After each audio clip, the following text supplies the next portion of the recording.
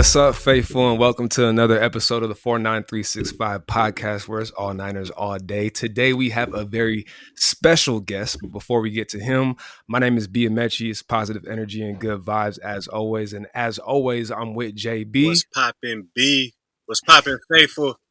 What's poppin' with my guy Grant, man? What's going on, man? Man, it's so nice to be back on this show. You guys had this show way before I had any kind of shows. I used to come over to your house, JB, and do this in the dining room. It was a whole setup, and we used to talk about Chip Kelly and whether or not he was going to work out. A lot has changed since then. It's cool being back. A lot has changed, and yeah, man, it's been a minute since we've tapped in, but definitely been tapping into your channel, seeing everything you've been doing. First off, just big congratulations, everything you got going Thanks, on, man. man. I appreciate definitely standing ovation and clap hands for that for sure. Yeah, man, this is actually Grant's actually our second guest on YouTube, I should say, but like he mentioned, he's been on way since day one, so definitely been a joy, like seeing your glow up and all that. And it's funny because you've deemed yourself and appropriately have the title of quality control for the San Francisco 49ers. I think a term that JB started with a while ago was the people's reporter. Just because we always know that Grant's going to keep it real. There's no, he ain't going to try to fix some agenda or some sort of situation that somebody wants to talk about. No, he's going to keep it real with you. And he's going to tap in with Thank you. He's going to tap in with us. I appreciate Absolutely. it. I appreciate it. Thank you.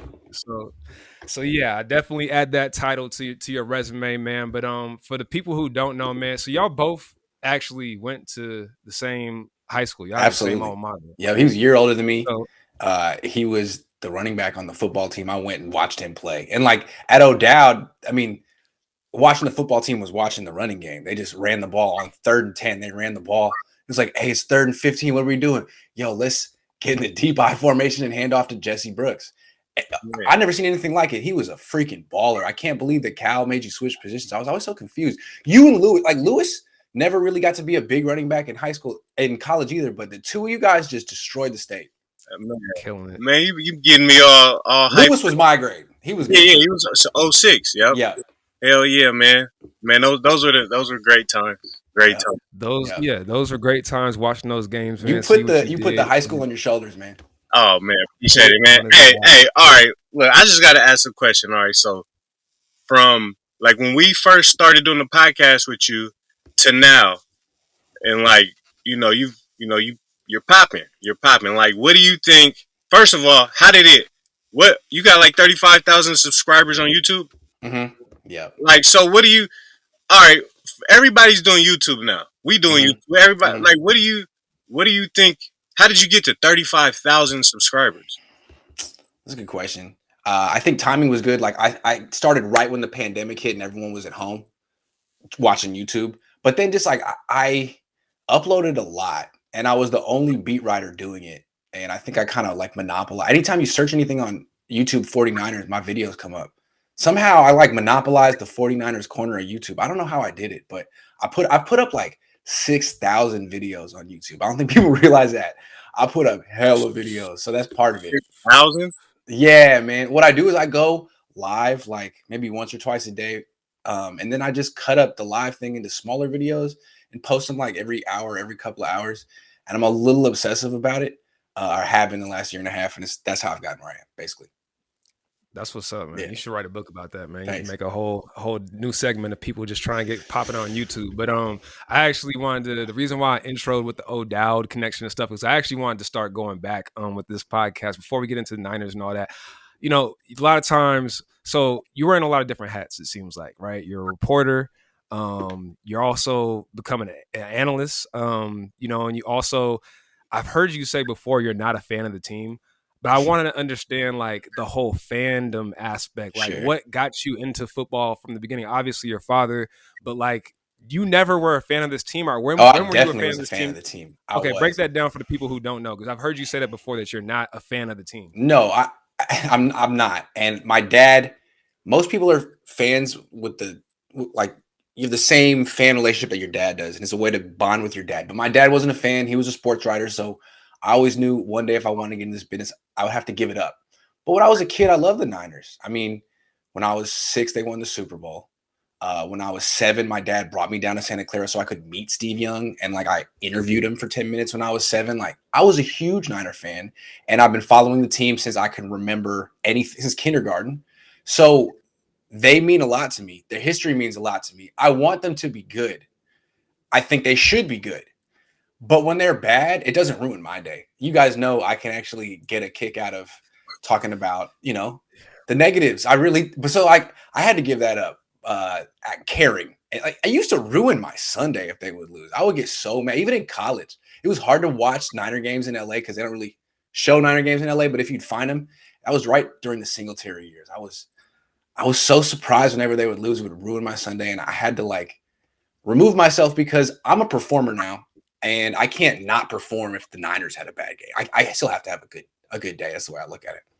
Did you feel like was there like one point where that kind of switch happened where it was like, okay, this is it. I'm not a fan anymore. This is the day I'm retiring my jersey as a fan. I'm not wearing jerseys no more. Now it's only polos. I'm doing the reporting thing now. Like, what was there a point where that happened? Yeah, I mean, pretty much when I graduated college and started becoming a freelancer, and then I became a beat writer when I was 23. I mean, I was in love with the like 90s Niners and the early 2000s, and they were bad for so long.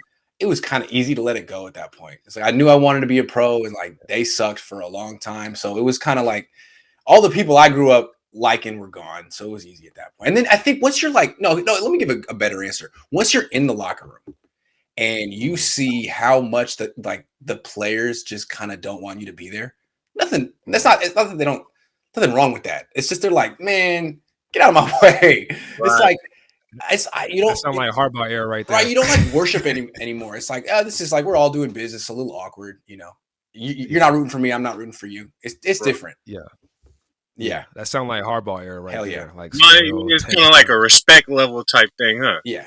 It's like I don't think of you as someone that I worship and look up to anymore. It's like we're kind of more on the same level. I ask you questions. It's just a different relationship. I don't know. All right.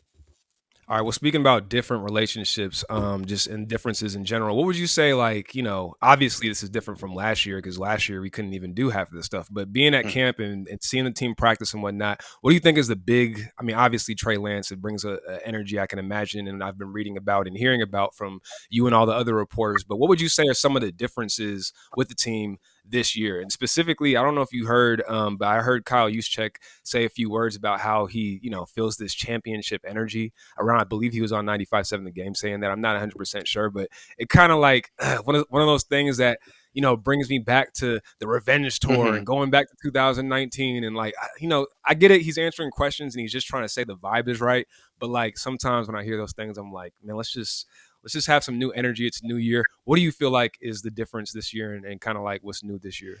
It's interesting. You said the phrase new energy. I think that's it. Like last year, I thought the revenge tour was the wrong energy.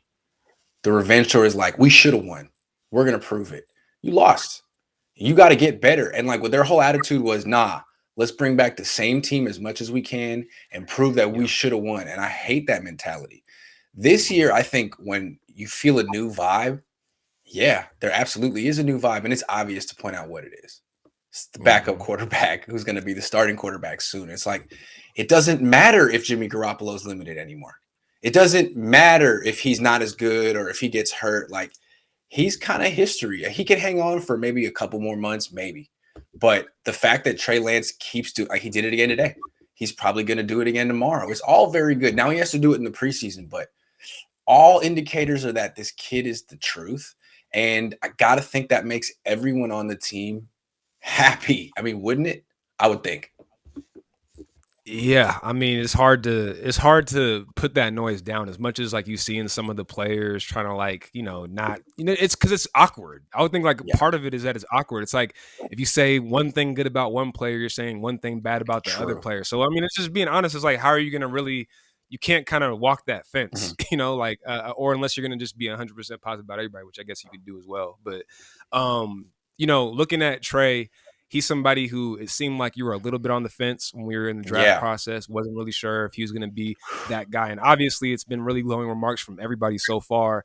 Looking at what he's done, at least, albeit practice, but what he's done so far, looking back on it, do you think that the trade that was made was worth it? I know it's hard to answer that because we haven't seen Trey in games, but if you can put your finger on the situation right now, like what would you say in regards to what we gave up to get him? It's Was it looking worth so it? far like the answer is yes. I don't want to get ahead of myself because I haven't even seen him against a first string defense. Yeah. But I think, yeah, he looks really, really talented. And like, I knew he was a good athlete, but I didn't know what kind of passer he was going to be. He has no experience. And already, like, his mechanics stand out. Like, I watched a lot of Colin Kaepernick. Colin Kaepernick had a lot of success in the NFL. Trey has better mechanics.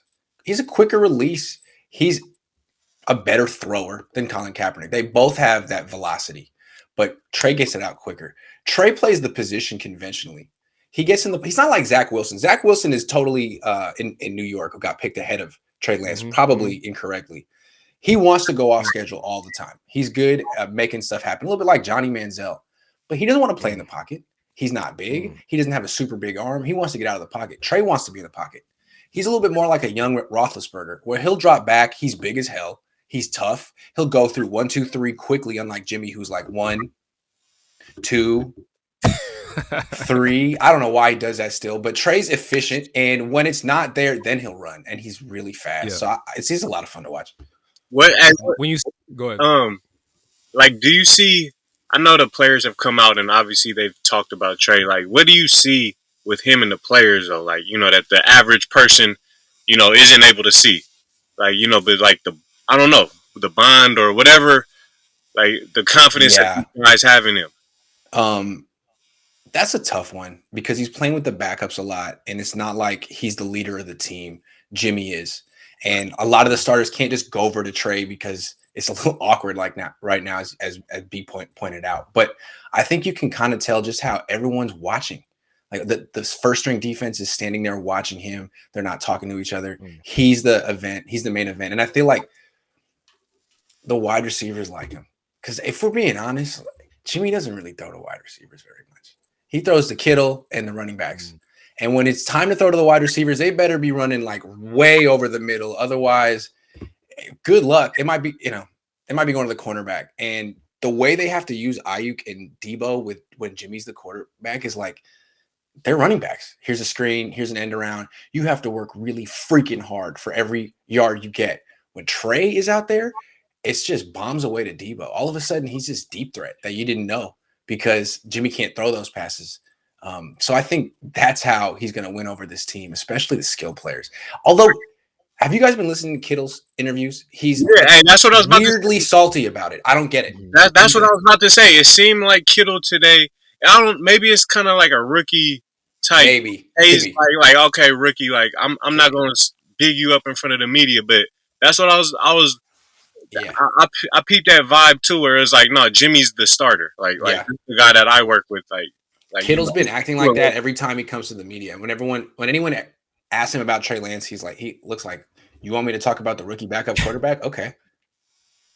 It's like, Well, I mean, to your point about like the receivers, maybe, starting to build a rapport with Trey and starting to realize that, hey, this guy's actually going to throw the ball deep. I think on the flip side of that, though, is like if Trey actually does take over the spot for Jimmy, I think an argument could be made, or it remains to be seen, but we could have an offense where it's just a lot of runs, a lot of using him in the running game. So it's kind of adding to already a run heavy team and like not really having, maybe we'll take more shots. I think that's going to be evident. We'll probably take more shots and have more opportunities for deep balls, but I just don't see this being a team where like, it doesn't, we talk so much about the third receiver spot, but it's like, I don't see this team being the one that we're going to have a lot of opportunities. Oh, like when we threw for like 8 times against the Packers.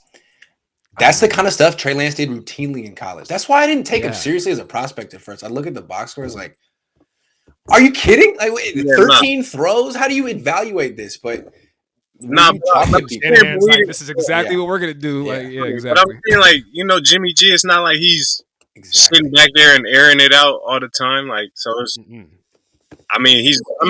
runs the offense efficiently. He's had games with like the Arizona game back when he was the 2019 season. Yeah. The Saints game, obviously. He was airing it out, but I mean, it really wasn't a lot of just air raid, using the third receiver. Like how many passes did Kendrick Bourne catch? Like I don't know. 40 a year or something like Yeah, it's that. I maybe like mean, 40. yeah, Yeah, Sanu can do that. I mean, he's not that important.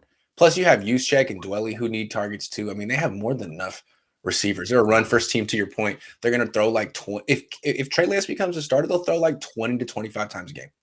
exactly Yeah, what he was doing in yeah. college, and so it should be an easy transition on that front. I wanted to get before you get into your next question, JB. I really wanted to interject and do a little bit. We don't really do too many segments on our show, but we have a special guest. We got to bring everything out, man. So I wanted to do something called overrated, underrated, and the reason why I wanted to do this with you, Grant, is because you're somebody who's never on the fence. You pretty much have opinions. You have strong opinions, and so I wanted to like throw you a few names and just have you elaborate on if you think this person is overrated or underrated. Okay. All right. Okay. So you ready to Yeah. go? All right. The first person we already talking about him. Let's go with Jimmy G. Is he overrated or underrated, and why? He's overrated. I feel like all of a sudden there's this narrative coming out that like, hey, Jimmy's a good quarterback and he's having a good camp and he just had injuries and the Niners just drafted a quarterback in round one because they didn't have any other needs. And really, this is Jimmy's team. And if he stays healthy, he could be here for a while. He's a no, absolutely not. He's super limited. He's 5-4 in his last 9 starts. His quarterback rating in his last, I'm talking playoffs included, his quarterback rating in his last 9 starts at like 89. I feel like the book is out. This is what happens to quarterbacks a lot. They have success for like a season or two, and then defensive coordinator's like, all right. What do you do? Okay, you throw over the middle all the time? Okay, we're going to take that away. Do you throw outside of your wide receivers? No. Okay, we're going to leave those singled up. Do you throw deep? No. Let's go single high. And you're not going to run. So we're just going to flood the underneath zone. And what are you going to do, Jimmy? Oh, you're going to throw picks. You're going to throw a bunch of picks. I don't know that he can beat that game plan right now. I mean, all you got to do is basically play cover one robber on him. Just be like, what you got? That's going to throw to Kittle? Grant about to be a D coordinator right now. He's not that hard to. I mean, really, if you're a D coordinator, who do you want the Niners to play, Jimmy or Trey? There's a few things with Jimmy that I would agree with you. I feel like we're saying he's overrated, but it's not a. He's a starter. Good quarterback. He's a starting quarterback. He's a starting quarterback. It doesn't mean he's not a good quarterback. Right. But we're seeing so much on whether it's these channels or these sports analysts always talking about him bringing the team to the Super Bowl, and it's like there's really 3 things with Jimmy. It's the Super Bowl talk, which I don't know why we say that he brought his team to the Super Bowl, but with Jared Goff, it's like nobody ever brings that up. He's just in Detroit. He wasn't good. It's like you can't have it both ways. Like there's been plenty of quarterbacks who have been on Super Bowl losing teams, that weren't all pro. Bro, I don't think that's the narrative. I don't think it's like Jimmy G brought the Niners to the Super Bowl. Well, people usually bring that up as one of the first things. It's like he was a winning quarterback. Yeah, Jimmy stands always say that he wins. He wins. End of story. Right. Yeah. And the other aspect of that, which I was going to bring up as a second point, is like the quarterbacks who he's being compared to on the Niners. Like, really, he came in bringing out Brian Hoyer, and then it's C.J. Beathard. Right. And I know you were a big Nick Mullins fan. I was rooting for the underdog there. Apparently, he's doing well with the Eagles. Hey, he wasn't bad, nah. But I think like when you're comparing, it's like you didn't have a legitimate backup as competition to kind of take his spot. And you could argue that maybe he did it, but Jimmy was just that much better. But I'm not going to buy that argument. I've watched the team. I'm not going to fall under that argument. Like if you had a adequate backup for Jimmy, I don't think we would be having this this comparison of records when Jimmy starts versus when he doesn't. So. And then the injuries. I feel like with injuries is weird because sometimes people act as if the injuries are an asterisk, instead of the reality of who the person is. Availability is the best ability, right? And it's like it feels bad to knock on somebody because they haven't been available, because they've been hurt. But at the same time, it's like that's what they've shown. And I just know looking at the team, if you look at last year, in the games that he did play, and you can argue that he was hurt during it, but again, injuries are part of the game. The games that he did play, I don't feel like Jimmy G is taking that next step. And when you have a coach like Kyle Shanahan, it's like I'd want to see him with somebody who, instead of taking Jimmy and making him, having an offense that's we can't do everything that Shanahan seems to want to do, give him somebody that can make all the throws, that maybe he's younger, maybe he's going to make mistakes, all those sort of things, but let's see what he could do with the quarterback who he wants. So that's kind of where I stand. I feel like Jimmy G is overrated. What about you, JB? I mean, I guess overrated. I mean, I just feel like a lot of people feel this way about Jimmy G, so I don't know if he's overrated because I know that there are people who like Jimmy G. I know that, but I just feel there's a lot of people. He's polarizing. Yeah, there's a lot of people who feel like we do. We're 3 people on this call. We all kind of feel similar about Jimmy G and how far he could go. It's damn near a lot of people feel that way. So I can't say he's overrated.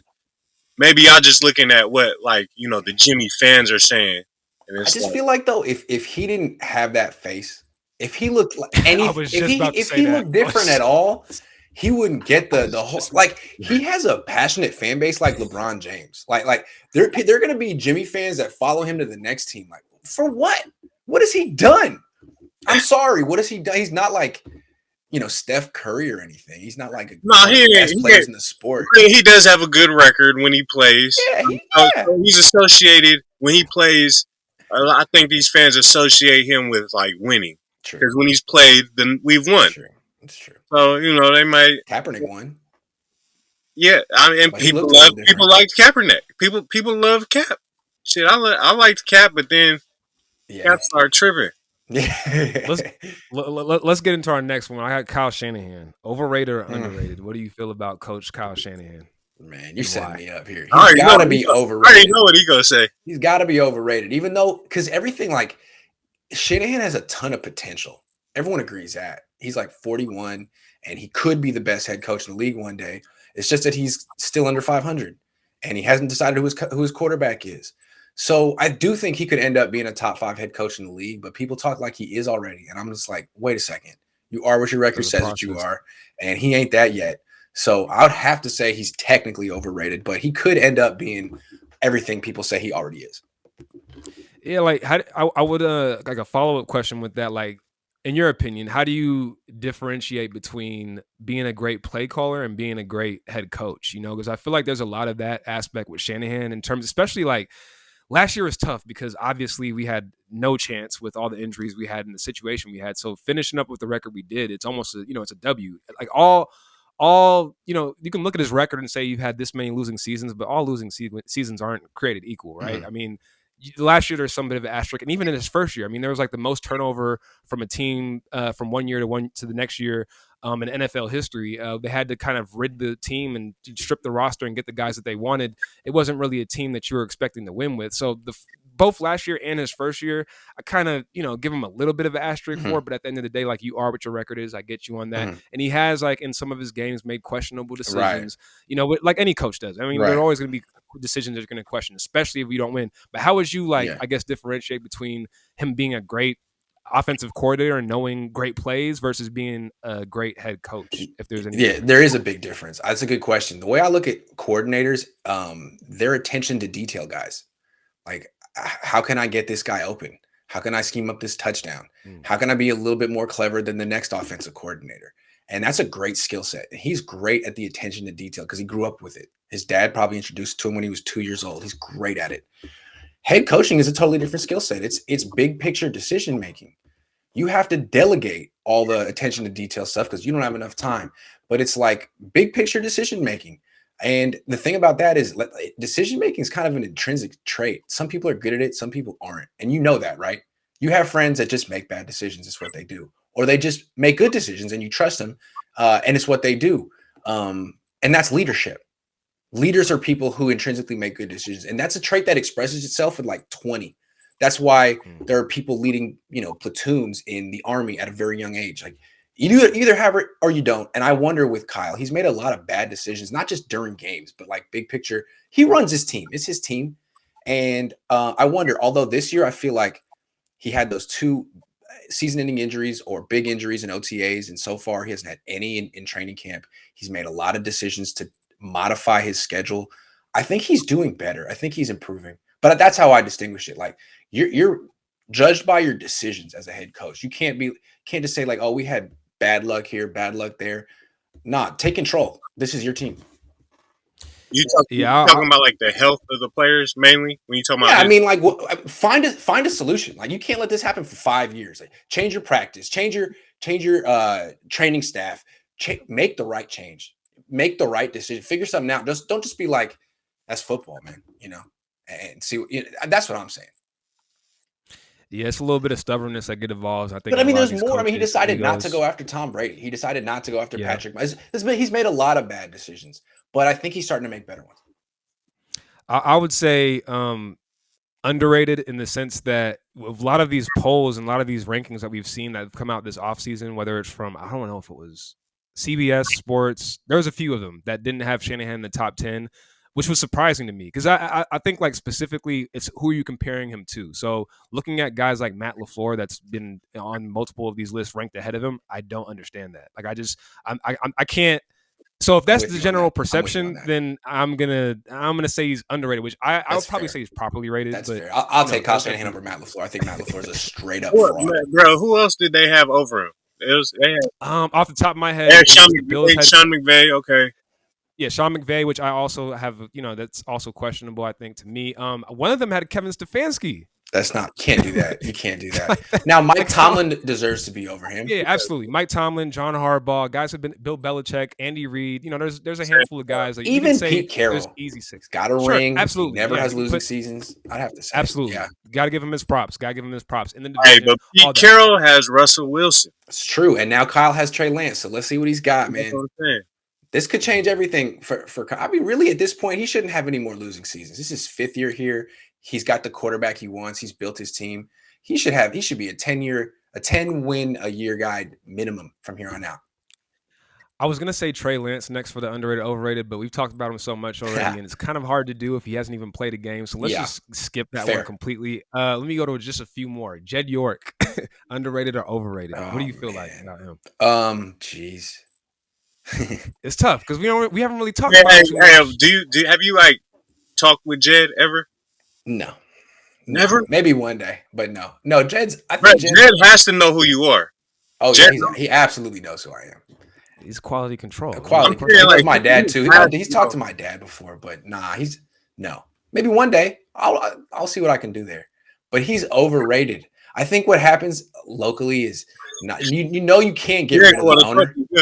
You can't get rid of the owner, so Niner fans want to like him. It's like, well, we're stuck with this guy for another 50 years. So let's try to find the best in it. And they'll sign a player and they'll be like, see, he spends, like every owner spends on players. These teams are worth billions of dollars. Like that doesn't mean anything. I don't know. I just feel like he moved the team out of San Francisco. That was a bad move. Like, why would you do that? And he built this bad stadium that just cooks people that no one really likes. That's his legacy. But again, here's the thing. I don't want to get too negative here because what's really cool about this particular offseason is this 21-year-old kid could change everyone's career. He could make Kyle a winner. He could make Jed really smart. You know what I'm saying? Like, that's what we're on the verge of right here in Santa Clara. You could get a historically all the chips on the table. Yes, this kid could change everyone's fate and their trajectory in life. It's very cool. So I don't want to get too caught up in the negatives of the past. This kid is changing everything, possibly. Going to Trey Lance a little bit, kind of breaking this vibe. I think one thing about the Trey Lance selection, like you just kind of alluded to, Grant, is that I think he has all the makings to be the right choice, if that makes sense. So picking him, you always hear revisionist history of these guys who the story comes out about them being at Justin Fields' pro day and looking at Trey Lance tape when they're doing it, and all these sort of things start coming up, and you're like, is this really how this happened? I don't know, but the story sounds good. And I feel like with Trey Lance, you can make that story. There's so many things unique to him. His father being a professional athlete, who even had tryouts with the Niners, was with us for a little bit of time. Looking at him coming from the small school, only playing 1 year, but having this great mind. And there's all these things that you can make, and he could be a great quarterback. He has all the tools, all the makeup to be a great quarterback. And us trading up to get him, I just feel like it's in a perfect sort of, all the chips are on the table. He can be that guy. We'll see what happens, but I definitely think, to your point, everybody can look smart after this one. Everybody can really have that.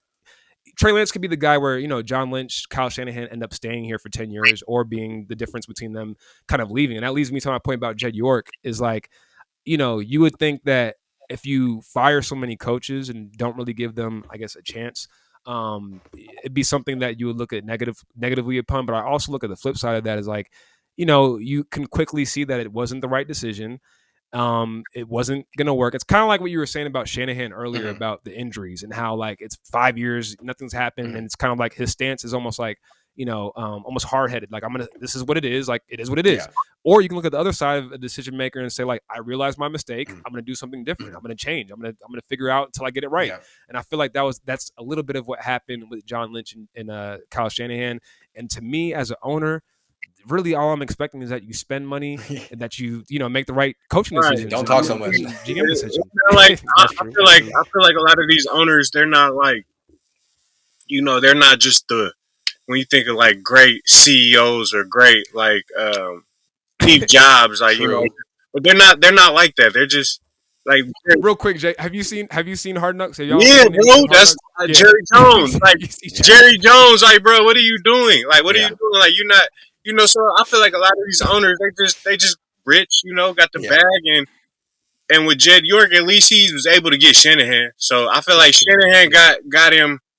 Like we had at least I don't know, Shanahan respected in the league. That's true. Like all the coaches. I feel like everybody wants to find a Shanahan or Shanahan type coaches, and they plucking coaches off his tree. Running his offense. Who running it? So you got the Jets. You got the Rams.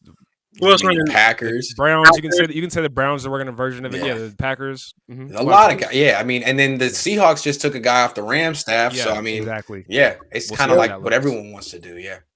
So the Shannon Coast offense, as they say. So Jed, is he the best? He's just an owner. He's just the owner. There's only so much he can do. Only so much you can do. All right, let me get to my last one. I don't want to go too long with this overrated, underrated, but it's been fun just to kind of look at these situations. Last one I'm gonna hit you with, maybe a polarizing one. Alex Smith, overrated or underrated, and why? That's funny. I think he's underrated by Niner fans because his best football came in Kansas City. He kind of just got there in 2012. I think he was having a pretty good year. Then Kaepernick came in and outdid him. But then he went to Kansas City and continued to improve. By the time he was out there, he would actually throw the deep ball well. He had a good year throwing to Tyreek Hill. He was a really good player. I mean, by the end, he was kind of like, remember Rich Gannon on the Raiders? It's kind of like Alex Smith was like. He was a hell of a player. That's true. So I would say a little underrated. That's a good example that you brought up because I always think of guys like Rich Gannon who really came on late in their career. It doesn't really happen a lot. It just doesn't really happen in the NFL. Usually guys, you have your Brock Osweilers and guys like that who, just goes down very fast. We even see situations currently. There's guys out there who you just surprise a few years and they're out the league. We have one on our team and Josh Rosen. He's on the fringe of being out the league. And it's how does that happen? You were literally just a top 15. You just turned 24, man. What? And then all of a sudden you're out the league. So seeing guys like Rich Gannon is a great example, and Alex Smith, who had a lot of struggles and who are able to come to some sort of ascension later on in their career, especially at the quarterback position, is rare in the NFL. And I feel like as a football player, Alex Smith is being a little overrated right now just because he has such an incredible personal story and guys like him so much. And, all of that, especially right now, I feel like there's a lot of that. And I look back at his career, especially like you said, Grant as a Niner, maybe we have a different perspective because he was better when he left. He was. But I just look at it he's a little overrated now as a player, but a guy that you have to That's fair. I mean, you got to root for that guy, man. That's fair. You got to root for that guy. So he became everyone's favorite player last year because he came back from that. That's a good point. Yeah. Hey, I wanted him to get out. I was like, bro, this look when the first game he came back against the Rams. Yeah. I was like, he got sacked I don't know how many times he got sacked, but Aaron Donald was sacking him. Yeah. I'm like, man, it's time to hang him up. Yeah. It's time to hang him up. He was, holding on, but. Well, let's transition, man. I wanted to ask you about, a lot of times as fans, I'm looking at Bleacher Report sometimes, and it's I see Rum Reporter say something let's say a player gets released or something happens at practice. It's all you see is the notifications from every single reporter saying the same exact thing. Yeah. And, it's so funny to me to watch. And I'm thinking about all you guys out there, for you specifically, does there, how is the relationship with other reporters and people out there? Is there ever a beef for who's reporting something, or just as much as you feel comfortable to say? No. How does that go? Yeah, the Lombardi thing. I seen on Twitter. I ain't saying names. I said the name. I said it. Yeah. Generally, we don't do stuff like this. And if you've noticed, he doesn't really respond because like I shouldn't do it. I basically am breaking the code. I'm sorry. I'm immature. I'm sorry. We all human. I don't. I just it bugs me. And it's not necessarily Lombardi that bugs me. It's the fans that eat it up. You know what I mean? Because it seems to me there's a segment of Niner fans that just want to hear that Jimmy Garoppolo's great and that Trey isn't ready. And it's like, I don't know why they want to hear that. It's kind of weird. And it's false. And I guess it's inevitable for people to kind of play into narratives. It happens all the time. So, I mean, so do you think that Lombardi is playing into that narrative? Like, why do you guys? What do you think that like you guys have two different? I don't even know if it's because I really don't be. No, I think he that. legitimately thinks that Jimmy Garoppolo's better. I think he likes Jimmy. I think he really likes Jimmy Garoppolo. No, I mean, he's always said that Jimmy Garoppolo's like great.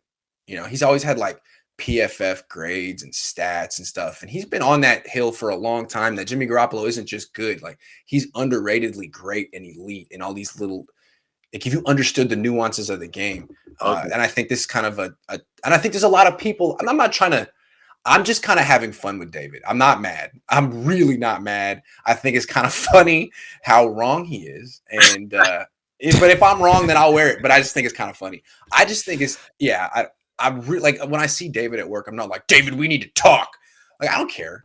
Say whatever you want to say. Okay, so how does that go at work? Like after y'all get into little Twitter discussions, is what's up? What's going on? What's the people want to know, Grant? We haven't made eye contact in the last few days, but look, I'll give him a what's up tomorrow and see what he says. All right. Head nod. I think he'll give me a what's up. I don't think he really wants any smoke, but I don't either. It's not that serious. Right. If he doesn't like me making fun of him on Twitter, he could tell the truth. Sorry, man. Hey. But come on, you guys are the funny thing is like everyone's gonna see for themselves in a couple of days, and this whole thing like who's right, who's wrong will be over with because you'll all see, and I can't wait. Yeah, and we know Jimmy hasn't. I'm trying to think back to like Jimmy Garoppolo's previous preseason games, like how he's typically performed in the preseason. Do you remember like how's he typically done in the preseason?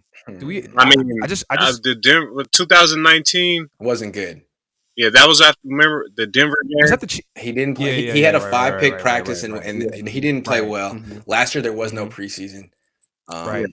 He's historically a slow starter. He's 1-2 in week ones, and I think his quarterback rating's in the 70s. He's a slow starter.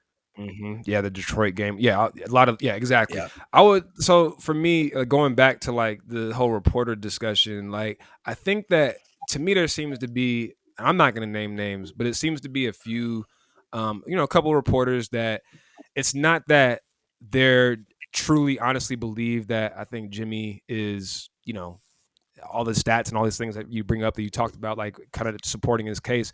I really feel like it's a bigger picture thing of mostly everything they say about the team is like always positive. It's like, it's never, there's some reporters where like I rarely see any sort of negativity on any of the players or any decision that Shanahan's made or Lynch has made. And I feel like there's a little bit of that goes on. I'm not sure if it's, angling for a certain role with the team or if there's any sort of influence that the team has. I don't know if you have any thoughts on this. And I feel like this may be getting into a red area that you may not want to No, I can talk about this. I feel like the Niners, that's what I see. I feel like the Niners are trying to push a narrative. And the narrative is Jimmy Garoppolo is our starting quarterback. Jimmy Garoppolo is great. Forget about Trey Lance. He's not even, forget about him because they want to trade Jimmy. And they don't want to talk about Trey Lance right now. He only makes Jimmy look bad. He's better than Jimmy. So it's like, don't talk about Trey. Let's just pretend that Jimmy's our starter. And what I do for a living is to not take the Niners narrative. It's to like see through the spin and to tell you the truth. A lot of people don't like to do that. A lot of people like to go with the team's narrative because it makes the team happy. It's like, hey, I'm on your side. Let's do business. Don't do business with Grant because he's, a loose cannon. I'm with you. I'm not saying that's what they're thinking, but that's the way I kind of perceive it. It's like, hey, that's the narrative you want to go with. Well, Kyle Shanahan said it. I'm going with it. It's like he's been lying to us all offseason. Are you kidding? Can't we read through the lines? He said it too. he said it as much on Yeah. his podcast, and he's been pretty transparent about him, Yeah. lying about things. Exactly. So, or at least that's what the narrative that he wants to give off. So, That's right. That's one thing I worry about is like, do you think it's But going to be to real his quick, like detriment? Matt Mayoko, he watched Trey Lance for 4 days and said it's the best rookie quarterback I've ever seen. And I feel the same way. Then Matt Mayoko left to go to Canton for John Lynch's induction. And I feel like what happened was, I'm the people's reporter, but Matt's the OG. He's been on the beat since the early Yeah, 90s. And absolutely. I mean, he's still the number one dude. And he left. And a lot of people, I think, have been trying to like compete for, setting the narrative. And they needed to change it a little bit. And Matt had it right. I'm just saying. Matt had it right. Shout out to Matt. Yeah. Yeah, and I feel like well, we don't have to belabor this point. We can transition to really the last thing I had on the list, and JB, you can close out with any questions you may have for your boy Grant. But as quality control, I wanted to ask you and give you the opportunity, if there is one thing from this past off season that you could have done differently. Ooh. If you were in charge of the 49ers, one thing, and not like a revisionist history thing where now you're looking back on it. I'm talking about at the time when it was happening. If there's one thing that you could have done differently, what would that thing be? It's a tough question. That No, goes to free I got one. agency, I got training one. I got one. players. And I've been thinking about this Okay. for a while. Okay. Like, I Okay. feel like the end of last season was a total waste. Like, they were out of it and they wasted time. Like, for example, Mullins goes down and they start CJ Beathard for 2 weeks. Why? You knew you weren't bringing him back. He's not here. Wasted opportunity. You got Josh Rosen right there. You could have played him. Now, He just maybe that sounds crazy. What? When did he get on? He just signed with them, from Tampa. I mean, he'd been there for a few weeks. Jimmy played a few weeks after getting there. I'm just saying. He tried to throw him to the wolves. Yeah, I mean, because now you still don't know what you have from Josh Rosen. Like, he gets 4 throws a day, and sometimes he throws a pick, sometimes he throws a touchdown. Hard to say what the hell he is. And you're still like, can we get rid of Jimmy? Like, let's say Trey Lance is the quarterback and he's a starter. Do you have to keep Jimmy as a backup because Josh Rosen sucks? And why'd you keep Josh Rosen if he sucks? You could have known that he sucked week 16 if you played him. Or maybe you find out you have something. I feel like the Niners are in this position where they have to keep Jimmy as a $27 million backup because they haven't figured out what the hell they have with Josh Rosen. And he's been here for like 10 months. And it's really problematic because, like you said, $27 million and the awkwardness of how Jimmy going to actually be even as a backup. Like, I think that might be a situation. It probably won't be, but it might be a situation. So that's a good one. Also, as quality control, what the hell does Josh Rosen have in common with Trey Lance? Why is that? Or Nate Sudfeld? That's another thing. Like, they said that they wanted Trey Lance all along. They sent no one to his first pro day. No one to his first pro day, okay? And then in April, they signed Nate Sudfeld, who has nothing in common with Lance. I mean, he has a lot more in common with Mac Jones. So I wonder, how did you get to Trey Lance? You made the right choice, but what about like who's Trey Lance's long-term backup? He should be someone kind of like Trey Lance. He may not be on the team. They still got a quarterback. That's what you were saying. That's what he was saying. Yeah. I was saying that, like, I think, and that'd probably be my answer. Like, if I could do anything differently, is like, I think my opinion is that the backup quarterback really should always be somebody mobile. Yeah. Because you have a higher floor with somebody who's mobile. At least they can come in the game and make some things happen. Especially if you want to run the ball, if that's your MO, you want to be just a dangerous run game. Well, if it's your backup quarterback, it doesn't just have him be an athlete that can get out there and run. I feel like there's plenty of those guys out there coming out of college. A lot of these guys get drafted, 3rd, 4th, 5th round. Sometimes even exactly. Pretty much the perfect backup quarterback. Yep. The perfect, because you can play him even when he's not playing backup quarterback. Exactly. He can play special teams. Yep.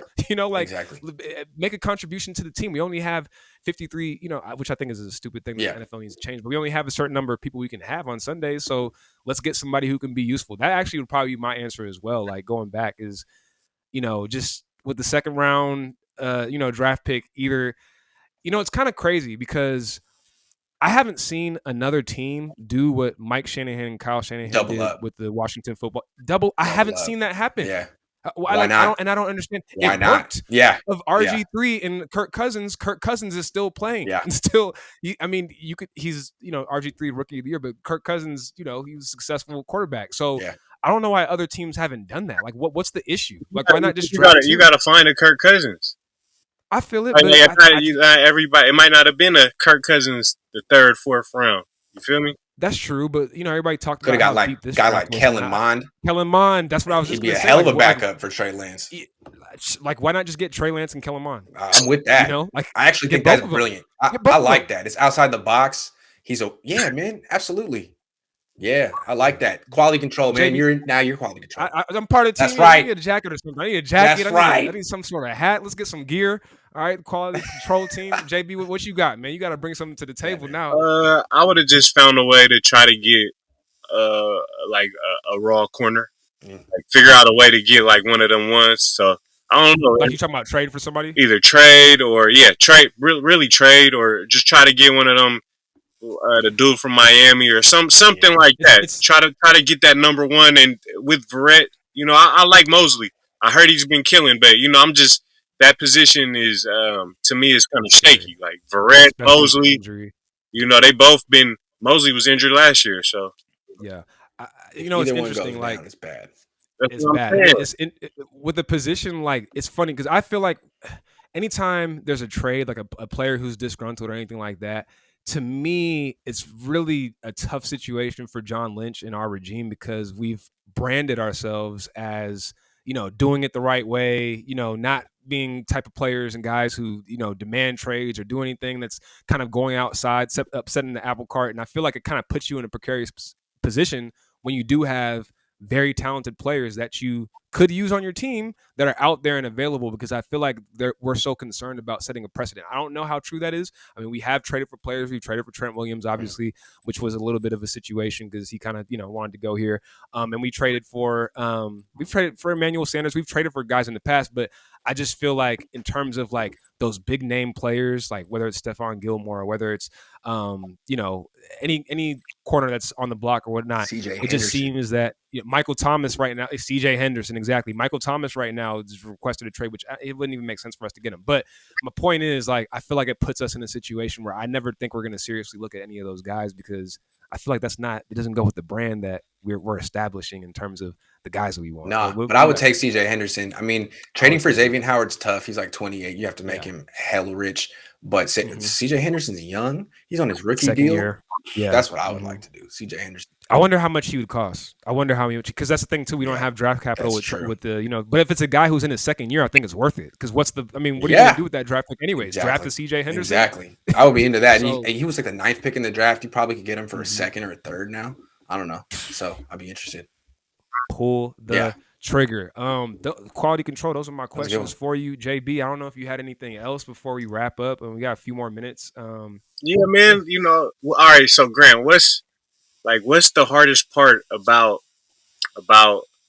what you do? Like, what's something that like you like, man, this is hard, or what's something that everybody talks about mental health? What's something about your job that gives you anxiety? Oh man.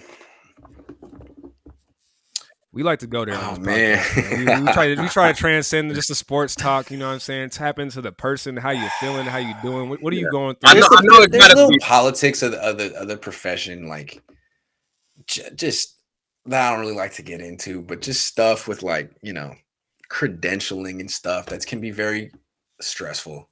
That's fair. Just like getting access is hard for people on your team and stuff, but I think right now, like the thing that gives me the most stress on my mental health is like I do too much on YouTube. Like I wake up at 5:30 every morning and start putting videos up. Like I make donuts or something. Like I need to find a way to like fall back and do less. But I just keep filling up my schedule like tonight. I love doing this, but like I put too much on my plate. And during training camp, like you wake up at 5:30 and like it's 10 o'clock. I'm still going. I'll wake up tomorrow at 5:30. It's like 2 weeks in, I'm kind of drained. But it's definitely my favorite time of year. I love training camp. I live for this stuff. Favorite time. That's awesome. How did that work though? Like how do that? Like you seem like you've been up 5. You over here on a Niner podcast right now. It's almost 10 p.m. Like what gets you to keep at it? Well, I feel like I wake up at like 5:30, 6 o'clock anyway, and my mind starts racing. Mm. On what I'm going to talk about that day, what's going on. I can't wait. I can't sleep in anyway. So I might as well work. That's what it is. My mind starts racing. I don't know. Let Yeah. me ask you this question. Do you feel like one thing I would say probably the thing that I like about you the most is being able to, it never seems like an old topic. Oh, There's thanks. like all these things that we talk about all the time. We get fatigued with almost. It's like we talk about Jimmy. It's every day, especially in the offseason. It's like who we're gonna draft. We had a lot to talk about this offseason, to be honest. Like there is a lot going on. We pretty much stole the draft this year. We pretty much stole the spotlight. So there was plenty to talk about. But you always keep things fresh and new. Do you ever feel like that's a challenge? Is there a big challenge for you in doing that and like Mhm. not feeling like it's a redundant topic or like a redundant Yeah. situation? Because you typically like you said, you're pumping out all these different videos, and for the most part, there's going to be similar topics in there, but like there's refreshing Mm. ways that you come about it. It's really like a skill of Well, creativity. thank you So very how much. what helps you with that, and how do you feel like No, that's a that a great problem or question. These are challenge? really good questions, man. Like, because I figured, like, when I started the YouTube thing, I would put out a couple of videos a day, and I realized I could do more. There's a demand for it, but I don't want to put out like 10 videos a day and repeating myself. That's freaking boring. So what I started doing is just bringing a lot of people on and listening and asking, and then in listening to people, I revise, I learn, I have new things to say, and that's how I do it. I actually don't talk as much as people think I do. I don't necessarily just go on and pontificate like Skip Bayless. I do a lot of listening, and I think that's more interesting anyway. If I feel like I'm learning from someone, I feel like my audience would feel the same way. And I have a lot of people. There's a lot of smart Niner fans out there that don't necessarily have a credential or whatever.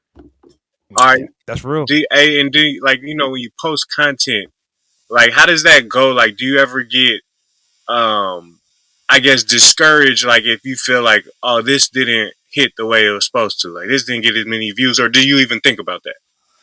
Yeah, I guess I with YouTube, it's more like the day. There's a YouTube analytics thing, and it's like all graphs and stuff. And some days I have a big freaking mountain, and the next day it's a little one, and I get spoiled. Like it's basically like been growing nonstop for a year and a half, and then I'll have like a month like July where just nothing really going on, and like it'll kind of go down for a while. It's like I don't even want to look. I don't even want to see it.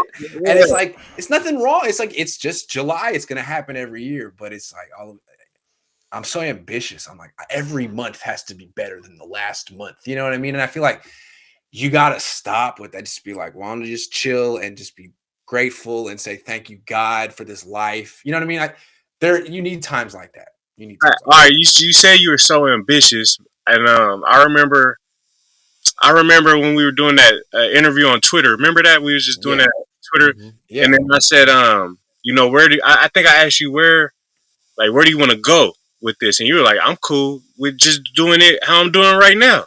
yeah. And I was like, damn. I was like, you didn't really say that you had like this other goal that was like a far, like a, like, oh, I want. Aspiration. Yeah, what Yeah. do you I've have been thinking that, about that a or is lot. it both?